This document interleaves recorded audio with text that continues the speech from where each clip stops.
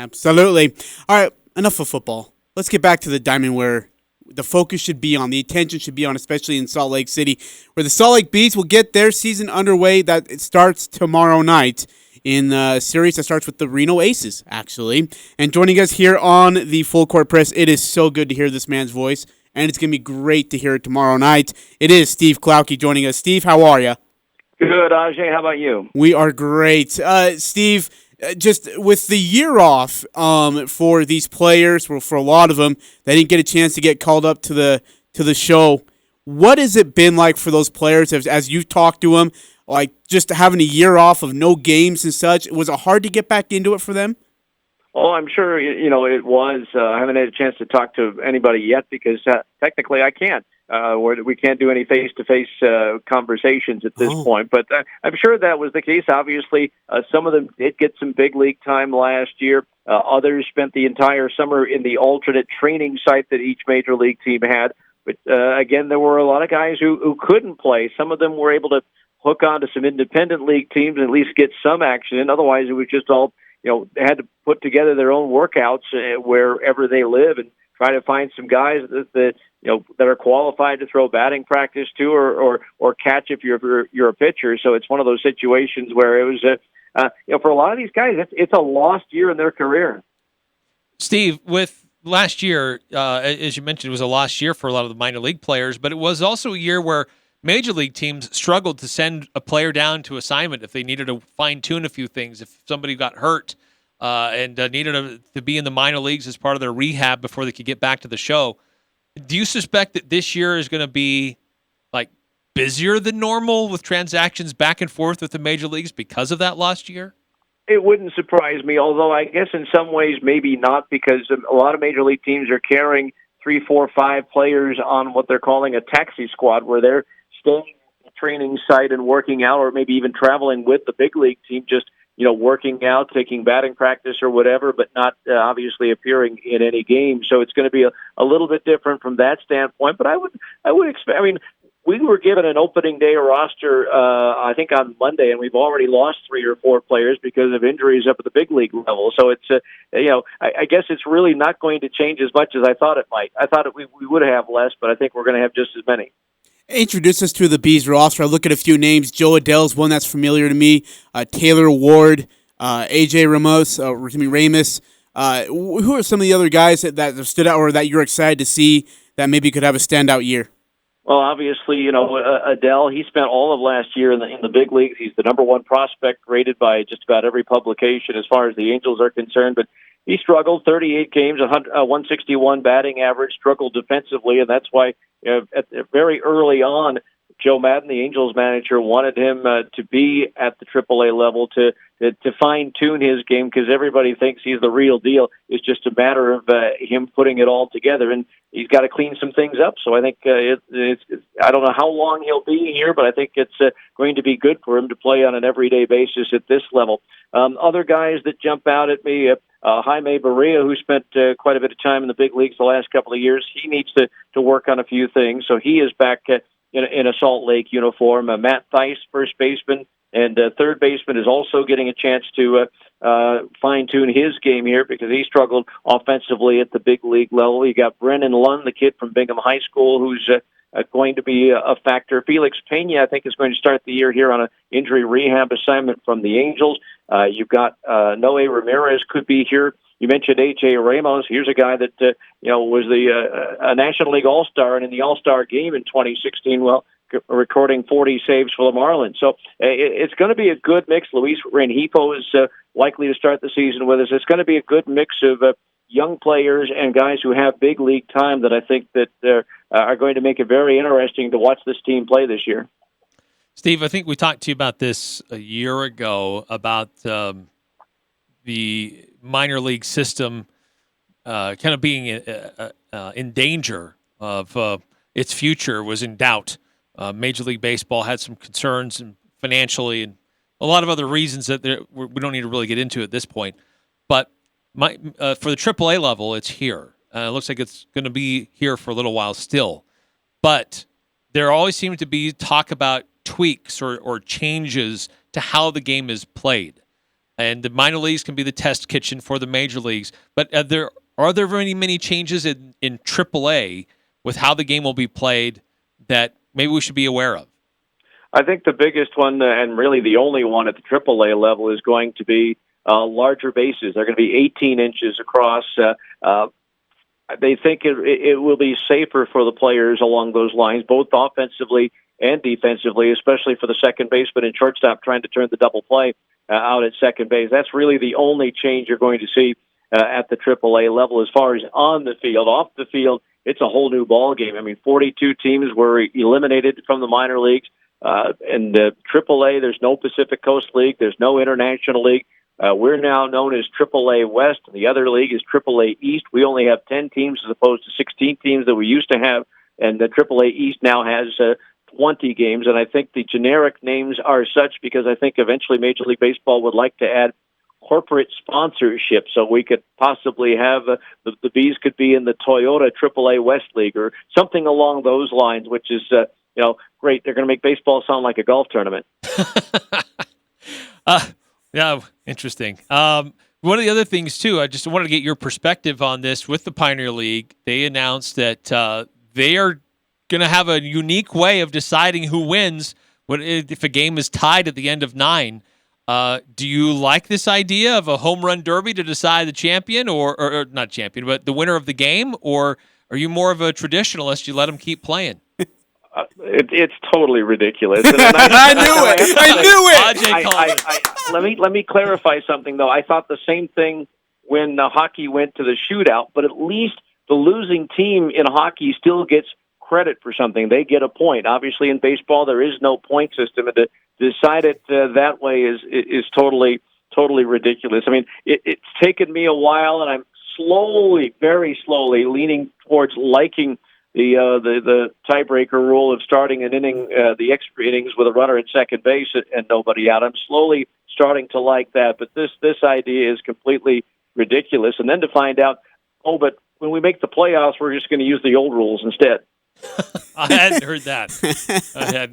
Hey, but it is independent baseball, and they have to do what they have to do because they have limited funds. I mean, it's not like the old days. The Ogden Raptors affiliated with the Dodgers, and the Dodgers supplied the players, and they paid the players. Well, in the Pioneer League now, they have to find their own players, and they have to pay the players. So it's going to be a tough financial road, I think.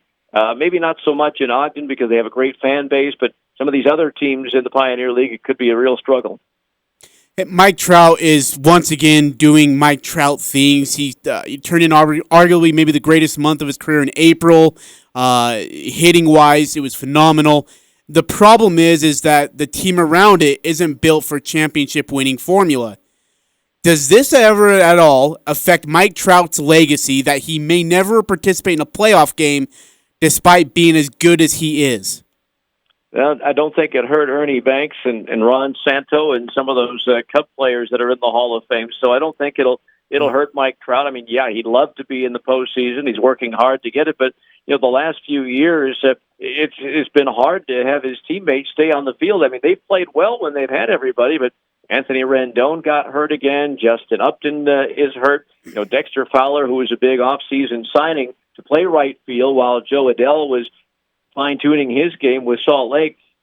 He got hurt, and he's out for the rest of the year. It's been tough to keep that team healthy right now, and I think and obviously they didn't go out and get the big-name free agent signing that they were hoping to get as far as pitching is concerned. And it's a whole new bullpen this year for the Angels, and they've had their ups and downs so far. But I think in the long run, it shouldn't hurt Trout's legacy at all. It's not like obviously like basketball where one player can make the difference, or in football where a high-class quarterback can make a difference. It's a team game that everybody has to contribute. Right now, he's doing everything that he can, but he needs some help, and most of that help is on the injured list. So with that, how often do you think we'll see a lot of these Bees guys being called up to the show, or at least to Anaheim, due to the injury list that is continuing to grow? Well, like I say, we've already lost some guys who were supposed to be with us to start the year, so it's going to be a revolving door until that takes place with those guys finally getting healthy. And as I mentioned, Fowler won't be back at all. So Because like I say, Justin Upton was struggling at times, but he had a huge spring and was starting to show signs of the spring training Justin Upton. And so it's going to be very interesting to see, when these guys get healthy, if the pitching can hold up and maybe put together a winning streak to get into the playoffs. Because right now, obviously, looking at the standings, the American League West is wide open. Steve Klauke, the voice of the Salt Lake Bees, joining us here on The Fan. And Steve, with the COVID protocols, how does that affect you and your ability to call the game? Will you travel with the team? Will you be able to call the games from the arena? What does it look like for you? Well, first of all, again, no contact with the players face to face. I won't be able to fly with the team when that takes place. I have to take separate flights, which that's a Major League Baseball rule that doesn't make any sense. You'd rather have them on a plane flying with a bunch of strangers instead of somebody that that's fully vaccinated and healthy, and all that doesn't make any sense to me at all. As of right now, it's a question mark as far as that first road trip in Vegas. If they finally decide right now they're leaning towards not letting me go for financial reasons. So if that's the case, then I'll be in my booth here in Salt Lake calling it off a monitor, or actually my computer laptop with no sound, so it'll sound like I'm a little bit in a closet situation. But you have to do what you have to do. We'll send Ajay down there, and he can get some No. pom-poms and No. like a glove. He'll smack the glove Smack every the now glove. and then. Simulate. Yeah, but I don't think sounds. he can smack it hard enough to make a noise. You set that up, you jerk. That's Steve, with everything that's gone on in the Major League, I mean, there's been some great series so far. Padres, Dodgers, Yankees, Astros have gotten away. Last night was really a doozy. Do you feel like baseball has been re-energized by some of these new teams? I guess the new rivalry of Padres, Dodgers getting amped up a little bit, and maybe Yankees and Astros because they're starting to get underway. Is baseball getting its energy back? I think it is, and now we just need the networks to catch up and stop showing us Red Sox Yankees every time they play, and Phillies Braves and all that kind of stuff. Show some of the new young talent, like a Fernando Tatis Jr. with San Diego, and some of the stars they have in Toronto. But that's not going to happen with Toronto because the networks don't get any rating points for people watching in Canada. So I really think that's something that. I think that it's rejuvenated. Some of the numbers have shown, the hits online have been phenomenal so far for Major League Baseball. You're right. We've had great series. Today we watched the last 5 innings. John Means of the Baltimore Orioles no-hit the Seattle Mariners. The only base runner he allowed was of all things, a drop third strike, and he was immediately erased trying to steal second base on the very next pitch. So a lot of storylines in baseball right now, a lot of new teams starting to show that all these draft choices are finally starting to develop, and I think it's going to be a really fun 2021 season. Okay, so you brought up John Means. So just came across this on ESPN Stats and Info. He didn't allow a hit, a walk, or hit by pitch. Mm-hmm. His team committed 0 errors. Right. This is the first time ever that a pitcher has thrown a non-perfect no-hitter with no walks, hit by pitches, or errors. Yeah, it's a nuts. hard thing to fathom, and there are some people who, in the back of their minds, who still think it's a perfect game. Well, obviously it's not because the base runner did reach on the drop third strike. So, it's one of those little idiosyncrasies as far as baseball and scoring and all that. Just like the Madison Bumgarner 7-inning no-hitter that's not a no-hitter because it only went 7 innings. So, just little things like that makes it so much fun. I'm not sure if Ajay was working this game, but we had a game here. I think it was, I forgot what year it was. I think 2013 or something like that, where Salt Lake won the game in the bottom of the 13th inning on a detached equipment call because there was a runner at third, pitch in the dirt, and the catcher started to gather the ball in with his mask, which is illegal. It's an equipment error, and that allows the base runner to move up the base. Well, he was at third. He was the tie-breaking run. Salt Lake wins on a detached equipment call. Oh, my gosh. Oh, wow. That is nuts. With pitching, and this was as close to a perfect game as we've had in a long time, it has me wondering, are we going to see very many perfect games anymore? We see the opening pitcher, We see, man, if anybody goes more than 5 innings anymore, that's like a landmark outing for a pitcher. Is the perfect game, is that something that we're just not really going to see very much anymore, period? Unless the starting pitcher really keeps his pitch count down, no, I don't think so. I think Means ended up with close to 110 pitches, which was a career high. But obviously, there's probably some pressure to leave him in there in a situation like that. But you're right. I think we'll probably see some combined no hitters, but I don't think we're going to see perfect games and what have you with the rarity this day and age of anybody going 9 innings.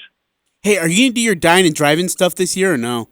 As a matter of fact, Ajay, I'll let you know that a couple of weekends ago, wife and I drove up that way, and we went to Tandoori Oven, which was my 200th Diners, Drive-Ins, and Dives restaurant. Wow. Number 200 up here in Cache Valley. That's a good place. Why did you go to Tandoori Oven out of all the places? It's a good spot. There was only 5 in Logan that have been on the show, and I'd already been to 2. So I had to choose between Tandoori Oven, a Peruvian place, and an Ecuadorian place, and so we decided to try Tandoori Oven. What were the other 2 you've been to here? Let's see, Mamo's, the Cajun, place, which is excellent. The owner's from Baton Rouge and all that, and so he knows how to cook New Orleans food. And then what's the breakfast place in the canyon? I can't remember the name of it all. Herm's Inn? Herm's, yes. Huh. How did you like Herm's? Yes. I had a great build-your-own omelet for breakfast. This was right at the start of my furlough. Hey, and then I wanted to ask you, Eric and I were talking maybe last week about the cost for an expansion team is about $2.2 billion. So I'm gonna put you on the spot. I don't know if you're allowed to answer or not. But if there's one franchise team that you could take out and then put an expansion team in one city, who would that be? Who'd be the team you take out, and where would the expansion city team be? Well, very quickly, because they can't seem to get a ballpark thing going, and nobody wants to make the trip across the causeway from Tampa to St. Pete. Relocate the Tampa Bay Rays. It's just a disaster of an organization. The people don't come out to the ballpark unless they make the playoffs, and they've made a couple of World Series and what have you, but they're just not. It just doesn't work because people in Tampa don't want to make the trip over to St. Pete. Oh, that's too bad. And where would you see as a potential for a new city for a Major League Baseball franchise? Well, there's 3 that come to mind. One has already had Major League Baseball, but there seems to be a big push to get Montreal back in the major leagues. Otherwise, I'm looking at either Nashville or Portland. Russell Wilson's a part of a group that's trying to bring Major League Baseball to Portland, and I think there's some heavy hitters in the country music world that are trying to bring Major League Baseball to Nashville. Steve, you're one of the very best. Can't thank you enough for joining us here. This is great, and I can't wait to hear your voice tomorrow night as the Bees get ready for the Reno Aces. Get your tickets on theslbees.com and go be a part of that game tomorrow night. Fireworks will be included. Steve, thank you so much. And not to mention 85 degrees. Eric, Ajay, always a pleasure. Thanks, Steve. Appreciate you. All right.